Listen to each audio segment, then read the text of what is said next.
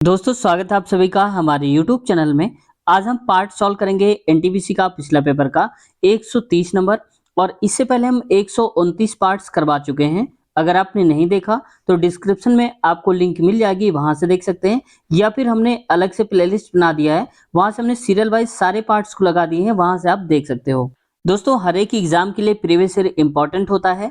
उससे हमें actual idea लगता है कि किस टाइप के क्वेश्चंस पूछे जाते हैं और उसका लेवल क्या रहता है, वेटेज क्या रहता है किसी भी सब्जेक्ट से। तो ये सारा एक्चुअल आइडिया आपको तभी लगता है जब आप प्रीवियस ईयर लगाते हैं। बहुत सारे दोस्तों ऐसे भी क्वेश्चंस मिलते हैं जो रिपीट हो रहे हैं, तो उन्हें भी हम साथ में बताएंगे और साथ ही हम चित्र भी देखेंगे। अगर कोई क्वेश्चन है फिगर से समझने वाला तो चित्र और डायग्राम भी के माध्यम से हम समझने की कोशिश करेंगे। और साथ ही दोस्तों स्पेशल वीडियो इसलिए है क्योंकि हम पार्ट्स जो दिए होंगे उसके ऑप्शंस, उस ऑप्शन के बारे में भी हम चर्चा करेंगे, ताकि आपके अगली बार जब कभी आप पेपर में बैठें दोबारा क्वेश्चन आए तो आप गलत ना करें। तो चैनल पे दोस्तों अभी तक नए हैं, सब्सक्राइब नहीं किया तो आपसे रिक्वेस्ट है चैनल को सब्सक्राइब कर लीजिए, बेल आइकन भी दबा लीजिए, ताकि नई वीडियो जब भी आए आपके पास सबसे पहले नोटिफिकेशन आ जाए और सबसे पहले वीडियो को आप देख पाएं। दोस्तों आज का पहला क्वेश्चन है, मानव जाति होमो सेपियंस के प्राचीनतम सदस्यों के अवशेष डैश में देखे जा सकते हैं। यानी कि अगर हम पहले की बात करें कि इसकी शुरुआत कहाँ से हुई जो होमो सेपियंस है, तो ये अवशेष दोस्तों अफ्रीका में आप देख सकते हैं। सही उत्तर इसका चौथा हो जाएगा। दोस्तों होमो सेपियंस का एक बार मतलब पूछा गया था और ये ग्रुप डी में पेपर आया था, क्वेश्चन आया था होमो सेपियंस का अर्थ क्या होता है, क्वेश्चन था। तो इसका मतलब होता है बुद्धिमान मानव, ठीक है। और ये जो वर्ड है दोस्तों होमो सेपियंस, ये बना हुआ है लैटिन भाषा से, और लैटिन भाषा में होमो सेपियंस का अर्थ होता है बुद्धिमान मानव। तो देखिए कुछ इस प्रकार से जो मानव है इसका विकास हुआ है। पहले देख सकते हो अफ्रीकन्स ऐसे थे और यहाँ से पहले ऐसे चलते थे, फिर थोड़ा सा इनमें सुधार आया, थोड़ा सा और ऊपर उठकर चलने लगे, फिर और सुधार आया, धीरे धीरे करके बढ़ता हुआ आया। सदियां बीत गई, सालों हजारों साल बीत गए, इसके बाद फिर इस रूप में मानव आया, जिस मानव को हम बोलने लगे होमो सेपियंस। और होमो सेपियंस का अर्थ क्या हो गया कि बुद्धिमान मानव। बुद्धिमान का मतलब है कि वो जानने लगा अपने बारे में कि मुझे किससे डरना है, नहीं डरना है, क्या कुछ करना है अपने जीवन के लिए। तो ये होमो सेपियंस का अर्थ यहाँ से हो गया, यानी कि वो अपने खुद के बारे में जानने लगा। क्वेश्चन है अगला, हेयर सैलून में एक बेंच पर 5 लड़के बैठे हैं। तो मान लो कि कोई एक बेंच होगी, ऐसे करके 5 लोग बैठे होंगे। तो 1 2 3 4 और ये 5, 5 लोग मैंने बैठा दिए। अब कह रहा है पी क्यू के बगल में बैठा है। तो अब देखो जब कभी ऐसा क्वेश्चन आ जाए तो हमें नहीं पता कि पी कहाँ पर बैठा है, हो सकता है यहाँ हो, यहाँ हो, यहाँ हो, कहीं पर भी हो सकता है। तो ऐसे में आपको ये देखना है कि कहीं कोई अगर ऐसा मिल जाए पॉइंट कि किनारे पर बैठे वाले मिल जाए। तो देखो यहाँ पर क्या लिखा हुआ है, एस बेंच के बाएं छोर पर बैठा है। तो बायां छोर का मतलब क्या हुआ, ये हुआ तो एस, और ये हुआ दायां छोर, तो हमें बायां में एस बैठाना है तो हमने बैठा दिया, ये तो क्लियर हो गया। अब आगे देखो एस जो दिया है, अब एस से किसी का संबंध अगर है तो हम वो देखेंगे पहले, या फिर कोई क्रम बताया गया होगा। तो देखो देखो एस से संबंध बाकी किसी ऑप्शन में नहीं है, लेकिन यहाँ ध्यान से देखोगे अगर 5वां नंबर, तो पी दाएं से तीसरे स्थान पर बैठा है। तो दायां मतलब इधर से तीसरे स्थान पे, पहला दूसरा और तीसरा, तो तीसरे पे कौन बैठा है, पी बैठा है। अब पी जैसे ही मिला तो देखो टी मिल जाएगा। कह रहा है कि टी जो है पी के साथ नहीं बैठा है। तो टी आप बताओ कि पी के साथ नहीं बैठा का मतलब है कि टी ना तो यहाँ आएगा और ना ही यहाँ आएगा। भाई यहाँ बैठेगा तो ये बगल में हो जाएगा पी के, इधर बैठा तो बगल में हो जाएगा, यानी कि टी इन दोनों जगहों पर नहीं आएगा। तो खाली जगह क्या है, टी, किनारे पर ये टी बैठेगा। और आगे देखो यहाँ पर कह रहा है टी आर के बगल में बैठा है। तो आप बचाओ जो टी है तो इसके बगल में जगह खाली है, तो आर को बैठा दें। आप कंफ्यूज मत होना, आप इसको यहाँ भी लिख सकते हो, मैंने जगह की कमी कार्ड वहां पर लिख दिया है, ठीक है। तो मैं यहाँ पर लिख देता हूँ टी के बगल में कौन आएगा, तो आर। अब आप बताओ अपने आप से कि एस पी आर टी हो गया, तो बचा कौन हमारे पास, क्यू। तो एक ही जगह तो बची, तो हम यहाँ पर क्यू को सेट कर देते हैं। अब आप बताओ क्वेश्चन में क्या पूछा है कि आर कहाँ पर बैठा है। तो आप बताओ आर है कहाँ पर, तो आर किसके बगल में है, या कह सकते हो पी और टी के बीच में ही तो आर है। ये देखो ना यहाँ पर, ये आर लिख लो ऐसे करके। अब बताओ तो आर कहाँ पर है, पी और टी के बगल में है, ठीक है, बीच में है कह सकते हो। तो यहाँ पर ये देखो बोला गया चौथे में पी और टी के बीच में है, ऑप्शन नंबर चौथा करेक्ट हो जाएगा। आगे बढ़ते हैं नेक्स्ट क्वेश्चन पे। अगला क्वेश्चन है दोस्तों, इसमें कहा जा रहा है कॉट 19 और कॉट 71 कॉस स्क्वायर 21 और ऐसे करके नीचे दे रखा है। तो इसको आप मान हमें ज्ञात करना है। तो देखो कॉट 19 है तो इसको कॉट 19 को आप वैसे ही रख लो। इधर वाला देखो कॉट 71 कॉस स्क्वायर 21। ठीक है, तो कॉट को आप चाहो तो tan 17 बना सकते हो, क्योंकि कॉट थीटा की वैल्यू होती है 1/tan थीटा। तो मैं इसको हटाकर डायरेक्ट लिख देता हूं यहाँ पर कॉट 71 को 1 में tan 71। ठीक है, और ऊपर ये जो कॉस स्क्वायर 21 था तो ये तो वही रहेगा, तो कॉस स्क्वायर 21। आगे देखो प्लस लगा है, ये वही रहेगा, तो 1/tan स्क्वायर 71 और सेक स्क्वायर 69।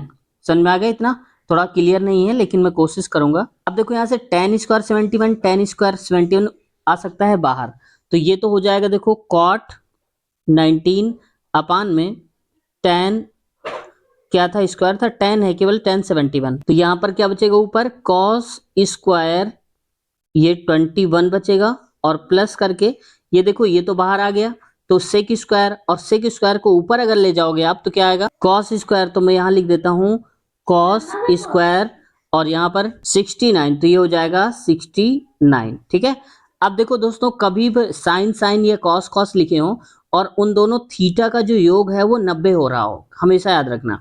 तो देखो 70 20 90, तो 90 हो रहा है, तो हमेशा उसको हटाकर आप 1 लिख दिया करो। ऐसा क्यों? क्योंकि देखो cos स्क्वायर 69 को हम लिख सकते हैं cos स्क्वायर 90 माइनस थीटा, और थीटा मतलब 69 माइनस 21 लिखेंगे, तो cos स्क्वायर क्या हो जाएगा sin स्क्वायर 21, तो sin स्क्वायर cos स्क्वायर ये हो जाएगा पूरा क्या 1। इसीलिए मैंने ट्रिक में बता दिया आपको कि आप याद रखना कि जब कभी cos cos या sin sin आ जाए और दोनों थीटा, जैसे 21 पहला थीटा या दूसरा, दोनों का योग 90 आ जाए तो दोनों को हटा दो, यानी कि इसकी वैल्यू 1 आएगी।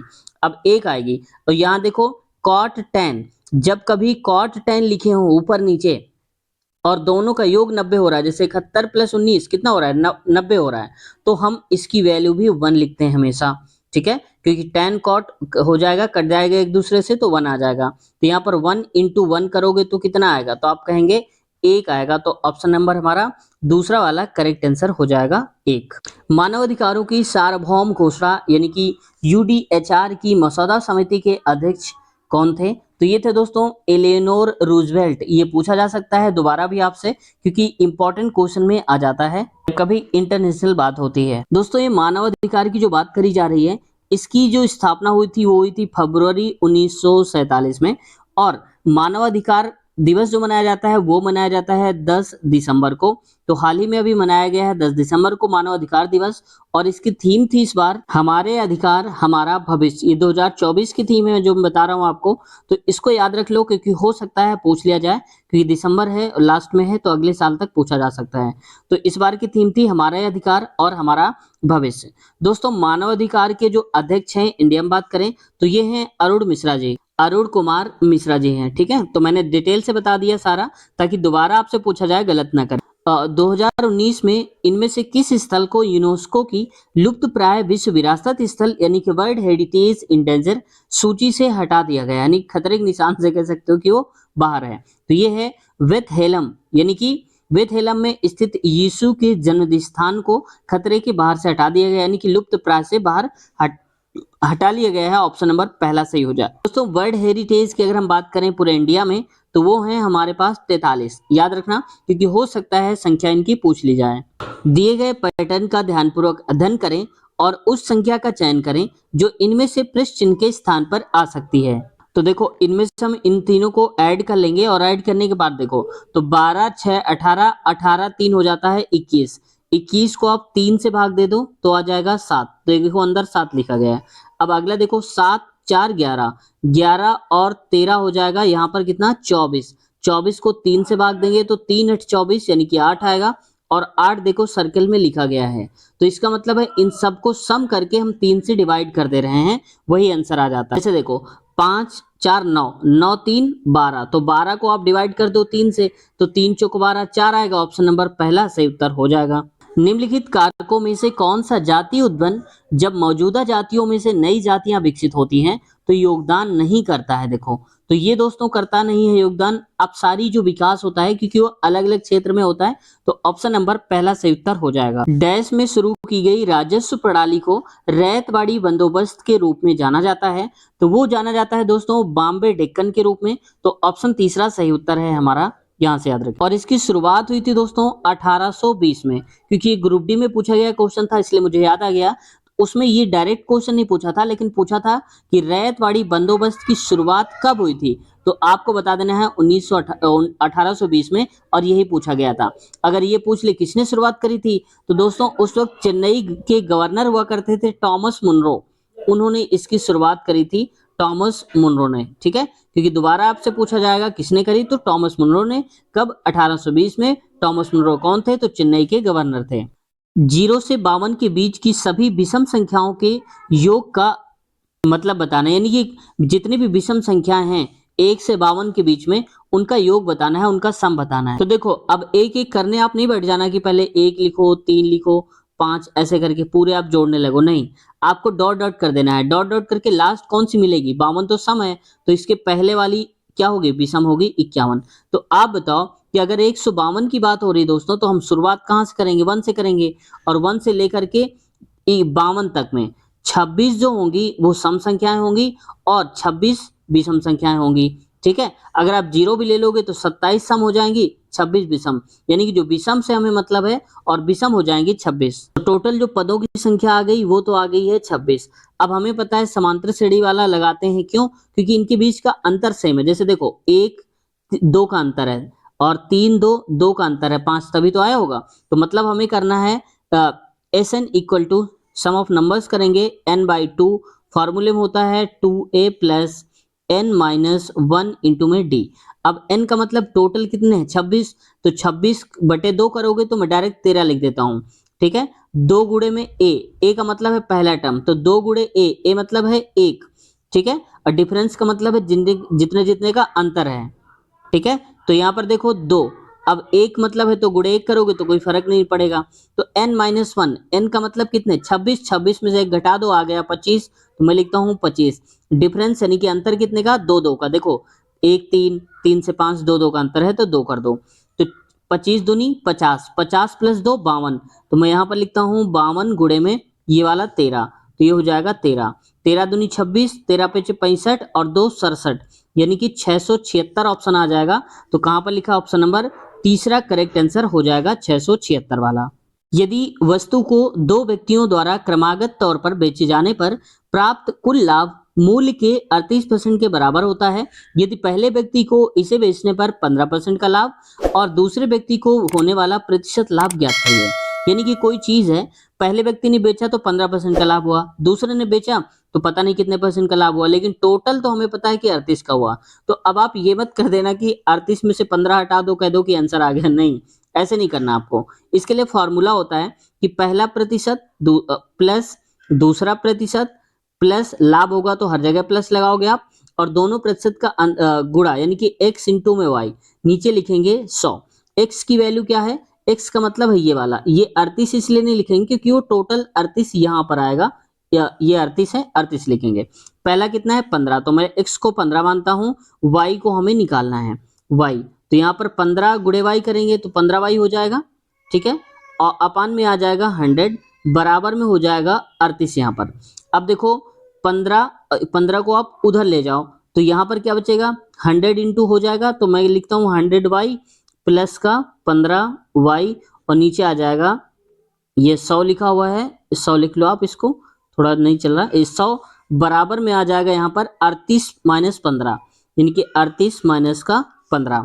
देखिए प्लस में था, इधर गया तो माइनस में हो गया।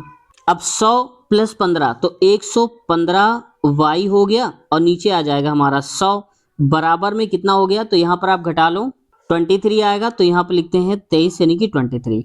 अब मैं इस पूरे 3 झांगड़ा को हटाकर सिर्फ इतना कर देता हूँ, तो आप चाहो तो स्क्रीनशॉट ले लो इसको, क्योंकि मुझे स्क्रीन में जगह नहीं है तो स्क्रीन के लिए कुछ करना पड़ेगा, तो ये मैं हटा देता हूँ। ठीक है, आप लोग ले लो। ये लिखा था तो हम लिखेंगे 115y बराबर हो जाएगा यहाँ पर 2300, क्योंकि ये 2 जीरो इधर चले जाएंगे तो ये 2300 हो जाएगा, इसको आप सही से लिख लो, 2300 है। ठीक है, अब इसको आप काटो, 23 से काटेंगे अगर तो 23 से इसको 115 काटता हूं, 5 बार में कटेगा, क्योंकि देखो 23 गुणे में 5 करो, 3 पचे 15, 3 दून 2 पंचे 10, 1 11, 115 आ रहा है, इसका मतलब 5 बार में कट जाएगा।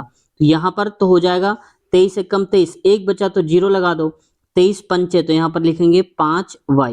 y की वैल्यू निकालना है तो हम करेंगे 100, ये गुणा में था यहाँ पर तो नीचे आ जाएगा 5। जब x y होता है नंबर के साथ तो हम उसको गुणा मानते हैं और गुणा वाला भाग में, तो 5 एकम 5, 5 दूनी 10 और एक जीरो ये बचा तो 20, यानी कि y की वैल्यू कितनी आ गई, 20% आ गई। तो यही सही उत्तर हो जाएगा, ऑप्शन नंबर दूसरा वाला करेक्ट आंसर। ठीक है, आगे बढ़ते हैं। सुल्तान ने रमेश से कहा कि मैं तुम्हारे भाई की पत्नी के इकलौते भाई बहन के इकलौते भांजे का दादा हूं, रमेश का सुल्तान से क्या संबंध हो सकता है। तो देखो, जब कभी ऐसा ब्लड रिलेशन का है रिश्ता वाला, तो आप अपने आप को रख के देखा करो, यानी कि मैं तुम्हारी भाई की पत्नी, तो आप बताओ आपके भाई की जो पत्नी होंगी तो आपकी भाभी होंगी, और पत्नी की इकलौते भाई बहन तो आपके जो भाई होंगे, तो आपकी पत्नी के जो भाई या बहन होंगे, साली है तो सारा लगेगा, के इकलौते भांजे, तो आप बताओ कि आपके साले का जो भांजा होगा वो कौन होगा, आपका ही बेटा तो होगा। तो रमेश का सुल्तान से क्या संबंध है, तो हो जाएगा बेटा, ऑप्शन नंबर पहला सही उत्तर हो जाएगा। पुरातात्विक भाषा विज्ञानी और ईस्ट इंडिया कंपनी के अधिकारी जेम्स प्रिंसेप ने वर्ष में अशोक के राजा देश जो ब्रह्मी लिपि में लिखे गए थे की व्याख्या करी थी, यानी कि ब्रह्म लिपि में जो लिख करके गए थे अशोक, उनके लेख को पढ़ा था, उनको एक्सप्लेन किया था, तो किसने करा था, जेम्स प्रिंसेप ने। लेकिन कब करा था, तो 1837 में किया था, ऑप्शन नंबर पहला। अब मैं आपको दिखा देता हूं यहाँ की ब्रह्म लिपि में जो अशोक ने लिखे थे वो कैसे लेख लिखे थे। तो देखो, आप कुछ इस प्रकार के उन्होंने लेख लिखे हुए थे, जो कि आप समझ सकते हो, यहाँ पर ऐसे करके लिखे थे उनको। ये तो बाद में जो हिंदी में आप देख पा रहे हो ना, ये वाला, तो ये तो बाद में लिखा गया, लेकिन उनके जो मेन वाले थे, मैं एक स्लाइड अगली दिखाता हूँ, ये तो ये है उनके जो मेन लेख हैं। अब देख सकते हो, इनको आप क्या ही पढ़ेंगे, अब मुझे तो नहीं पता उन्होंने कैसे एक्सप्लेन किया होगा, लेकिन इसमें कुछ भी समझ में नहीं आ रहा है। जो नहीं जानता है उसके लिए बिल्कुल ये एक मात्र कह सकते हो कि ये पेंटिंग जैसा, ये चित्रकारी है। तो अशोक के लेख बड़ी मुश्किल से मैं लेकर आया हूँ आप लोगों के लिए, ताकि मैं दिखा सकूं, एक्सप्लेन भी कर सकूं। दोस्तों, सब्सक्राइब नहीं करते हो आप लोग, सब्सक्राइब कर दिया करो। लाइक तो करते ही नहीं कभी हो, बीच में मुझे याद भी नहीं रहता, लेकिन याद आ गया, मैंने बोल दिया। ठीक है, कर दो अगर मन हो तो, कोई बात नहीं, आगे बढ़ते हैं। Which among the following is an output device in the context of computer system? दोस्तों, लगातार ये देखा गया है कि जो कंप्यूटर से क्वेश्चन पूछे जाते हैं, इनपुट आउटपुट से काफी पिछले बार पूछे गए थे, और मैं हर एक वीडियो में बताता हूं कि एक क्वेश्चन आता है फुल फॉर्म वाला, अभी तो नहीं मिला है, आगे मिलेगा तो हम बात करेंगे। तो देखो, इनपुट डिवाइस क्या है इनमें से, तो देखो, मैग्नेटिक जो स्कैनर होता है वो इनपुट डिवाइस में नहीं, इनपुट डिवाइस में आता है, क्योंकि हमें आउटपुट बताना है, और ट्रैक बॉल भी उसमें आता है, और लाइट पेन जिसे आप लिखते हैं, जैसे आप देख पा रहे होंगे स्क्रीन में लिख रहा हूं, तो ये वही होता है। तो ये भी क्या होता है, इनपुट होता है। लेकिन जो प्लॉटर होता है ये इनपुट नहीं दोस्तों, ये होता है आउटपुट। ठीक है, तो मैं आपको दिखा भी देता हूँ प्लॉटर होता कैसे है। ये देखो, आप लोगों के लिए मैं नया प्लॉटर लेकर के आया हूँ। तो देखो, इससे हम क्या करते हैं, प्रिंटिंग करते हैं। ठीक है, तो ये होता है प्लॉटर, ये आउटपुट होता है, हम कागज लगाते हैं लेकिन हमें बाहर उसका रिजल्ट मिल रहा होता है, ये तो ये आउटपुट में आता है। ठीक है, जैसे देखो ये वाला, तो ये वाला भी किस आउटपुट में ही आता है। ठीक है, अच्छा दोस्तों, आप लोग बताओ कि जो साउंड होता है वो इनपुट में आता है कि आउटपुट में आता है, जो आवाज आती है, आवाज, वो इनपुट है या फिर आउटपुट है। दिए गए पैटर्न का ध्यानपूर्वक अध्ययन करें और उस संख्या का चयन करें जो इनमें से प्रेस चिन्ह के स्थान पर आ सकती है। तो मैंने इसको थोड़ा जूम कर दिया ताकि आपको दिख सके। तो देखो, इसमें कॉर्नर कितने हैं, 1 2 3 4 5, तो आप लिख लो 5। अंदर कितने हैं, 1 2 3, तो इंटू में लिख लो 3, तो 3 बचे क्या होता है 15, और एक और ऐड कर दो तो हो जाएगा 16। तो देखो 16 लिखा गया है।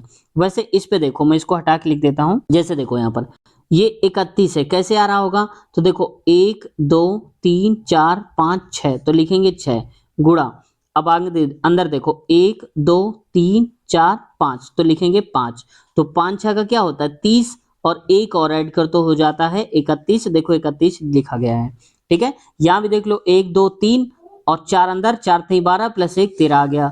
अब इसको बताओ आप लोग, 1 2 3 4, तो हो गया 4 गुणे में, अंदर 1 2 3 4 5, तो लिखेंगे 5, तो 4 पंचे 20 और प्लस का 1 कितना हो जाएगा, टोटल हो जाएगा 21। तो बस 21 जहां लिखा होगा वही सही आंसर हमारा हो जाएगा, ऑप्शन नंबर चौथे में लिखा हुआ है ये हमारा आंसर। इंद्रधनुष 2.0 डैश से संबंधित है, तो इसका संबंध है दोस्तों सार्वजनिक क्षेत्र बैंकों का पुनर्निजीकरण करना। तो ये इंद्रधनुष 2.0 जो चलाया गया था वो सार्वजनिक क्षेत्र के जो बैंक हैं उनका पुनर्पूंजीकरण करिए, माफ कीजिएगा, तो ये हो जाएगा पुनर्पूंजीकरण करना। दोस्तों देखो, इंद्रधनुष एक योजना है और एक योजना है इंद्रधनुष, और इसका संबंध स्वास्थ्य से भी है। और इंद्रधनुष योजना स्वास्थ्य मतलब कि टीकाकरण से कह सकते हो इसका। और टीकाकरण में जो आते हैं वो आते हैं 2 वर्ष से कम के जो बच्चे होते हैं उनको टीकाकरण कराना, और जो गर्भवती महिलाएं होती हैं उनको भी टीकाकरण देना, ये इंद्रधनुष के दायरे में आता है। इंद्रधनुष चलाई गई थी एक योजना, और ये योजना चलाई गई थी दोस्तों दिसंबर 2019 से मार्च 2020 तक, ठीक है, ताकि सभी को हम टीका करा सकें और स्वस्थ बच्चों का जन्म हो। ये क्वेश्चन उम्मीद नहीं है कि अब पूछा जाएगा, तो मेरे हिसाब से अब क्वेश्चन नहीं पूछा जाना चाहिए। पुस्तक तहकीक माँ हिल हिंद किसने लिखा था? तो दोस्तों ये लिखा था अल-बरूनी ने। अल-बरूनी बहुत ही योग्य और वर्साटाइल कह सकते हो, क्योंकि ये चिकित्सक भी थे, भाषावादी भी थे, गणितज्ञ, दार्शनिक भी थे, और खासकर ये दार्शनिक थे जो कि 1000 ईस्वी के आसपास भारत आए थे और वहां पर बहुत सारी चीजों को बताया था। और जो सबसे ज्यादा जो फेमस है इनकी थ्योरेटिकल, वो है दोस्तों जब हम पृथ्वी की त्रिज्या मापते हैं तो पृथ्वी की त्रिज्या मापने का जो फार्मूला है उन्होंने ही दिया था, अल-बरूनी ने ही दिया। समझ सकते हो, गणितज्ञ भी थे, तो यहाँ से आप समझ सकते हो। अगला क्वेश्चन है, एक समानांतर चतुर्भुज की ऊंचाई इसके संगत आधार से दोगुनी है और समानांतर चतुर्भुज का क्षेत्रफल 288 मीटर स्क्वायर है। समानांतर चतुर्भुज की ऊंचाई ज्ञात करिए। तो देखो दोस्तों, ऊंचाई ज्ञात करने की बात करी जा रही है, तो जब भी कभी एरिया आ जाए निकालने के लिए तो आप डायरेक्ट फार्मूला लगा दिया करो। क्या? इसका जो भी आधार होगा यानी कि बेस इंटू में हाइट h, तो एरिया दिया है कितना 288, तो मैं इसको उधर लिख देता हूं उल्टा करके, ठीक है, h, और तो मैं इस वैल्यू को वहां कर देता हूं। तो देखो b कितना है, कह रहा है कि संगत आधार से दोगुनी है ऊंचाई। अगर आधार उसका x है, b हमने x मान लिया, तो h कितना है 2x, यानी कि हो जाएगा 2x, बराबर में एरिया कितना है 288। तो आप देखो ये हो जाएगा 2 से काट दो तो एक्स स्क्वायर बराबर आ जाएगा 144, 2 एक कम 2, 2 चौके 8, और ऐसे काट दिया। अब देखो एक्स स्क्वायर है तो एक्स की वैल्यू निकालेंगे तो यहाँ अंडर रूट लग जाएगा, तो वैल्यू क्या आ जाएगी 12, तो एक्स की वैल्यू आ गई 12। पूछा क्या था हमसे? पूछा था इसकी ऊंचाई, तो जो भी आधार हमने माना था, आधार यानी कि बेस माना था एक्स, और ऊंचाई कितनी हो जाएगी 2x, तो x है 12, 2x कितना हो जाएगा 12 गुणे में 2 यानी कि 24 हो जाएगा दोस्तों। तो 24 कहाँ है? ऑप्शन नंबर चौथे में लिखा गया है, तो ऑप्शन चौथा करेक्ट। निम्नलिखित में से कौन सा एक फाइल शेयरिंग ऐप नहीं है? तो ये दोस्तों जैसे पुश बिलेट, ये एक फाइल शेयर कर सकते हो आप, सुपर बीम से भी फाइल शेयर कर सकते हो, और एयर ड्रॉइड इससे भी कर सकते हो, लेकिन सर फ्लाई जो होता है दोस्तों इससे आप नहीं कर सकते हो फाइल शेयर। ये एक कह सकते हो कि यहाँ पर वेबसाइट ओपन वाला है, यहाँ से हम वेबसाइट से संबंध है इसका, एक वेबसाइट से दूसरे वेबसाइट तक पहुंचते हैं हम सर फ्लाई के माध्यम से, तो ये कोई शेयरिंग ऐप नहीं है। क्वेश्चन है, 4 शब्द दिए गए हैं जिनमें से 3 किसी तरह से समान हैं और एक असंगत है, असंगत शब्द का चयन करिए। तो देखो दोस्तों, कावेरी, कृष्णा, ब्रह्मपुत्र और गोदावरी ये सारे की सारे नदियों के नाम हैं, लेकिन इसमें से आप लोग बताना, क्योंकि मैं ये क्वेश्चन आपके लिए छोड़ता हूं कि कौन सा सही ऑप्शन होना चाहिए आपके हिसाब से। अगला दोस्तों यहाँ पर दिया है 90, 135, 180, 225, 270, तो यहाँ पर क्या आएगा, यानी कि अगला जो क्रम होगा इसका ये क्या होगा? तो पहले तो देखो यहाँ पर इनका अंतर निकालो, तो 135 90 के बीच का अंतर होता है 45। अगर आप नहीं कर पा रहे हैं तो 135 में से आप 90 घटाएंगे तो 5 में से 0 5, और 13 में से 9 गया तो आएगा कितना 4, तो यहाँ लिखेंगे 4, तो आ जाएगा 45। तो इस प्रकार से भी आप कर सकते हो। अगला देखो क्रम क्या है, तो 180 135 ये भी 45 ही निकलेगा, और 180 225 यानी कि 80 20 में लगा दो 200 हो जाएगा, और 25 और, तो यानी कि 45 ये भी हो गया। अब 270 225 के बीच, तो देखो 270 और 225, तो 10 में से 5 गया 5, यहाँ 6 बचा, 6 में से 2 गया तो 4, 2 में से 2 0, यानी कि 45 का अंतर है।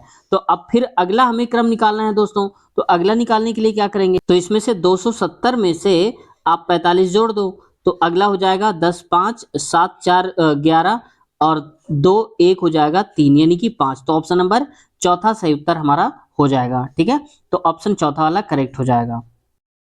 त्रिभुज की माध्यिका त्रिभुज के शीर्ष को सम्मुख भुजा के मध्य बिंदु से मिलाने वाली रेखा होती है, यानी कि त्रिभुज की माध्यिका, देखो यहाँ पर ये त्रिभुज है, इसकी माध्यिका क्या हो जाएगी, ये हो जाएगी।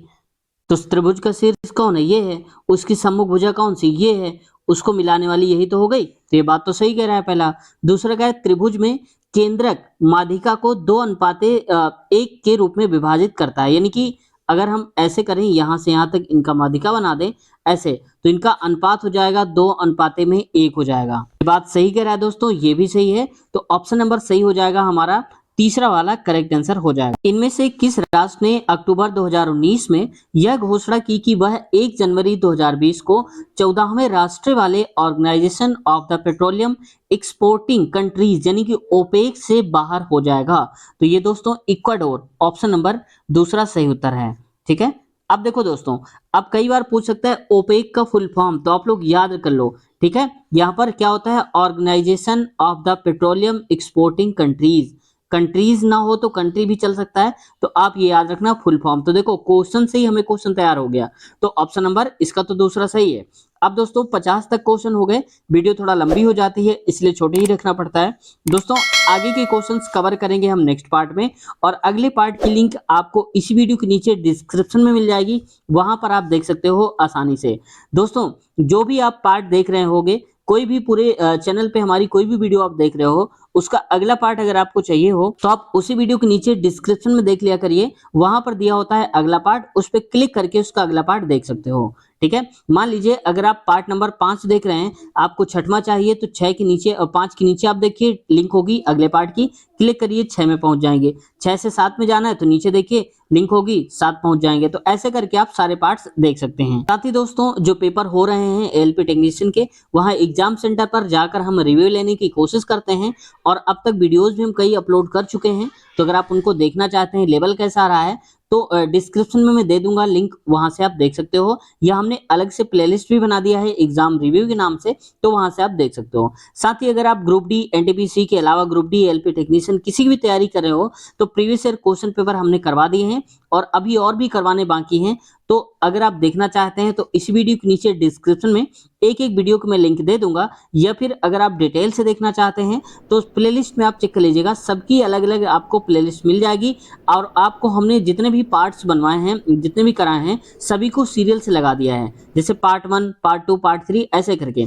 तो ग्रुप डी में सारे, एलपी टेक्नीशियन में भी सारे मिल जाएंगे, एनटीपीसी में, और बहुत सारे हमने इंटरव्यूज भी रेलवे के लिए हैं, क्योंकि आप लोगों के कमेंट्स रहते हैं कि सर वहां जाइए, रेलवे में क्या काम होता है, वहां बताइए, दिखाइए, सैलरी कितनी होती है, कौन से बुक से पढ़ें, जो लोग सिलेक्टेड हैं उनसे पूछे। तो हमने वो सारे क्वेश्चंस पूछे हैं जो आपके दिमाग में आते हैं, तो आप लोग देख सकते हैं उस वीडियो को। तो लिंक भी दे दूंगा मैं नीचे, या फिर आप प्लेलिस्ट में देख लेना, बहुत सारे इंटरव्यू की वीडियो मिल जाएगी रेलवे इंटरव्यू के नाम से।